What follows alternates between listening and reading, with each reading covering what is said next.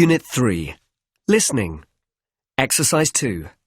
And continuing our series about the origin of different popular sports, today we have with us Anna Phillips, who's going to tell us a bit about the origin of tennis.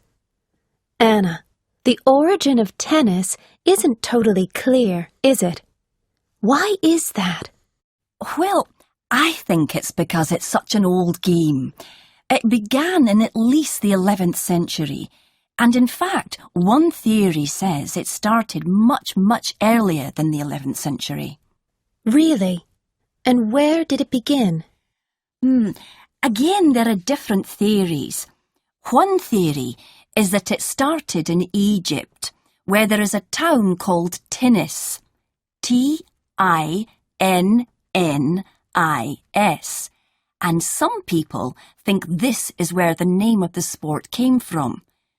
But the game that was played in Egypt was probably just a sport that was more similar to handball than to tennis. The first game that was clearly similar to modern tennis came from France. So, in that case, where did the name tennis come from? One idea is that it came from the French word tenez. T-E-N-E-Z, which means take it or have it. And who first played this game? Well, it was played in monasteries or castles, and it was played by royal families or aristocrats.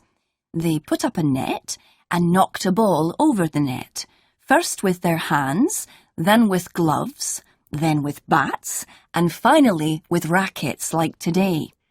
And when did they start playing tennis in England? In the 13th or 14th century.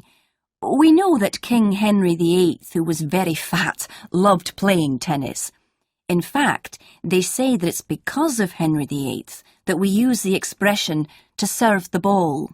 You know, like in first service, second service. Why? Well, Henry VIII was a big man, as I said. He was too fat to throw the ball up and hit it, so he had a servant who had to throw the ball up for him or serve him. That's interesting. By the way, something I've always wanted to know. Why do we say love to mean zero?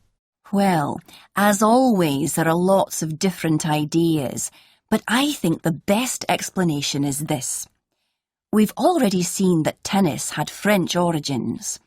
In French, l'œuf means the egg, and of course, an egg has a similar shape to a zero. So they weren't really saying love as in romance.